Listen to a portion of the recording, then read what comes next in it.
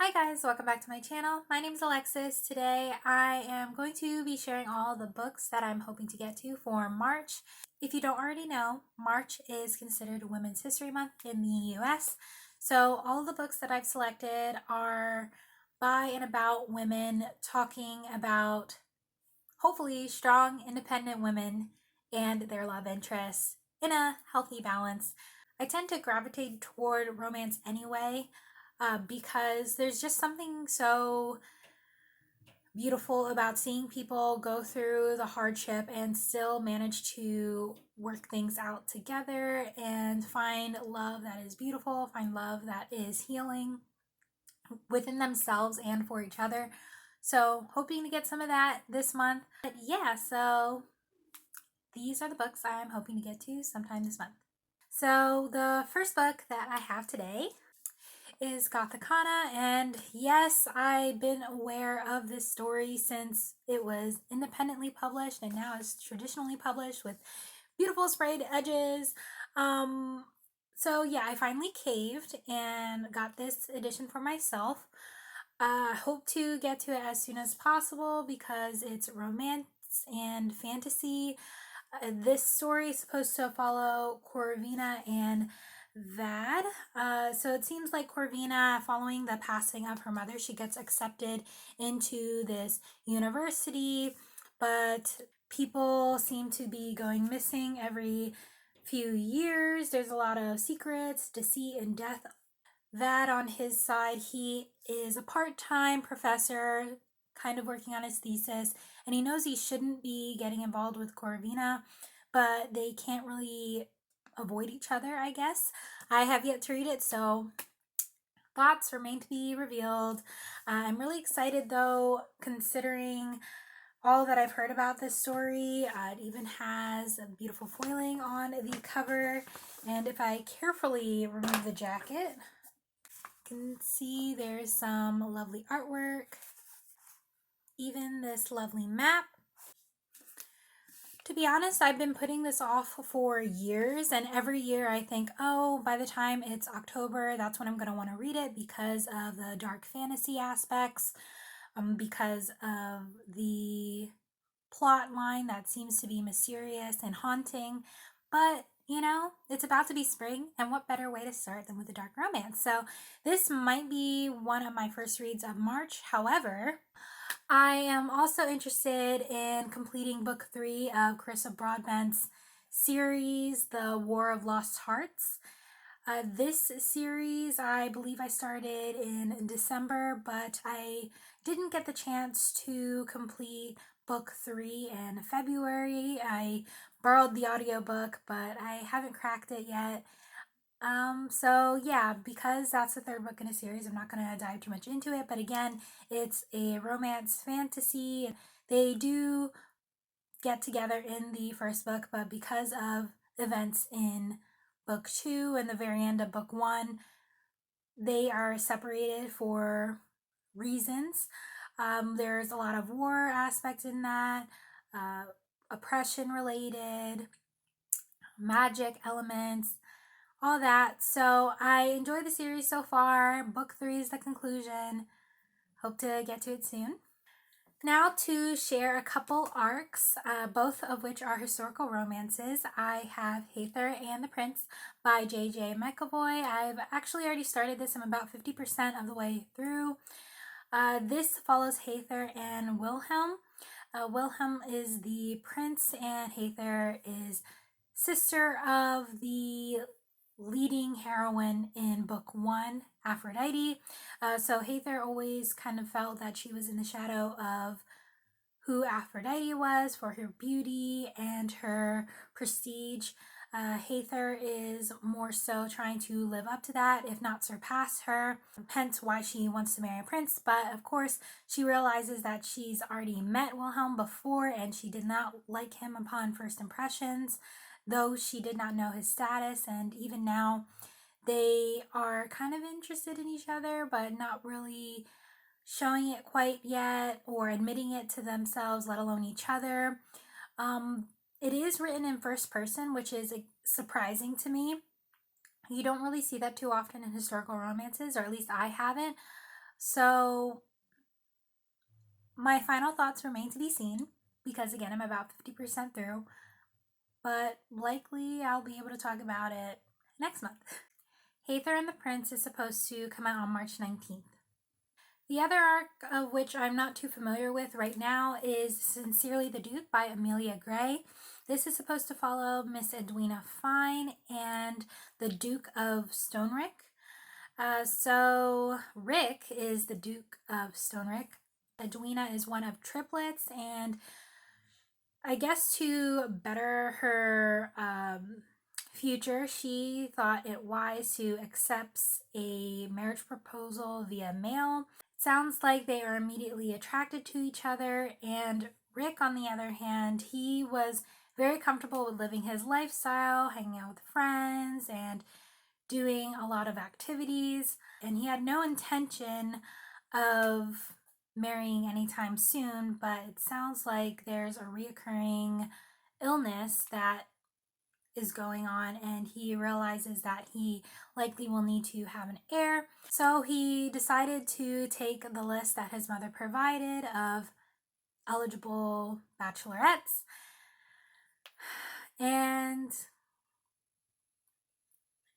he wrote a letter, didn't think anything of it until Edwina arrives on his doorstep.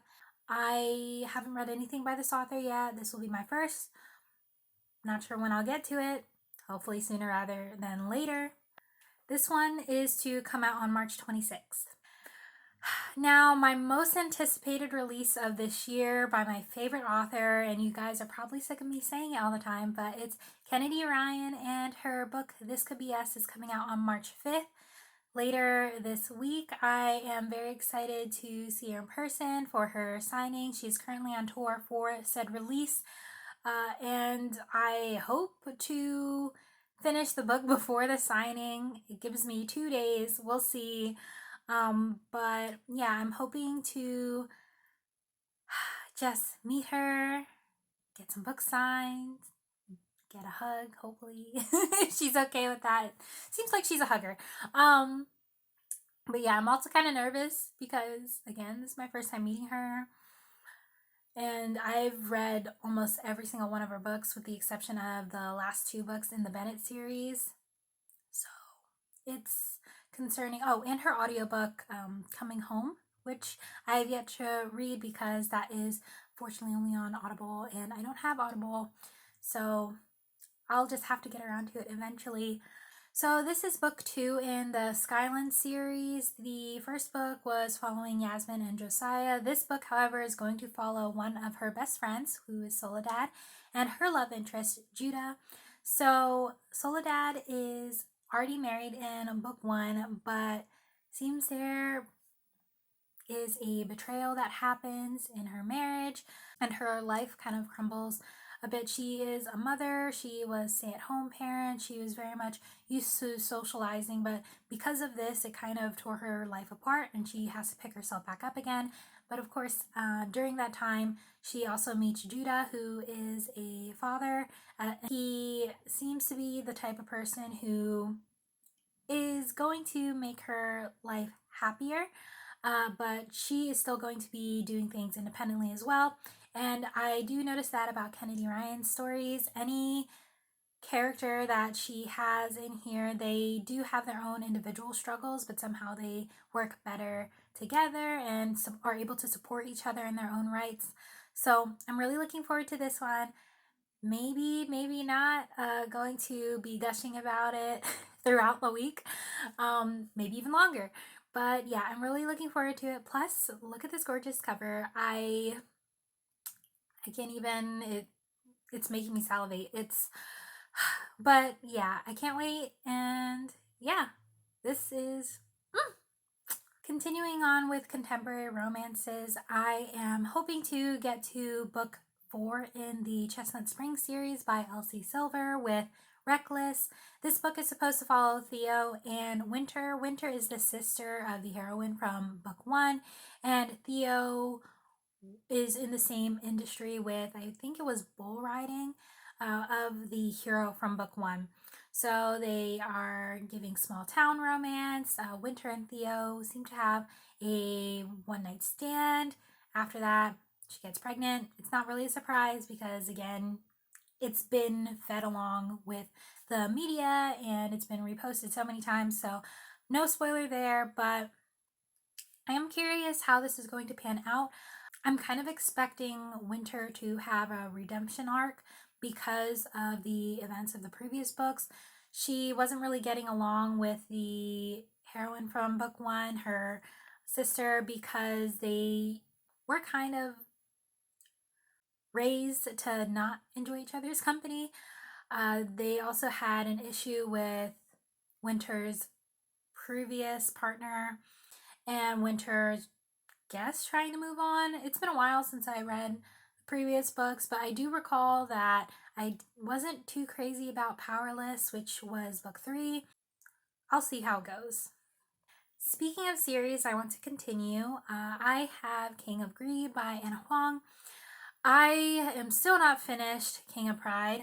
Yes, maybe I should mention that here, but honestly, that book is kind of pissing me off. It doesn't even matter why I'm not enjoying King of Pride because you'll figure it out as soon as I start talking about it later. And I finally finished. I'm about 80% into that book, but I've been reading it for 3 months. So yeah, I keep trying to push myself through it and then I put it down, push myself through it, and then I put it down. But King of Greed is supposed to follow Dominic and Alexandra. This is marriage in trouble. It seems Dominic is very work focused and he had, I believe, an underdog story where he worked his way up. And in order to maintain that, he feels like he has to maintain this level of success with his work. Whereas Alexandra, she has been feeling like the love is lost in their relationship and they're on the cusp of separating, but seems like they work it out. And that's exactly what I'm hoping to get with this book. But we'll see whenever I finish King of Pride because I don't like going out of order in a series if I can avoid it, especially if it's a series that I need to start at the beginning with.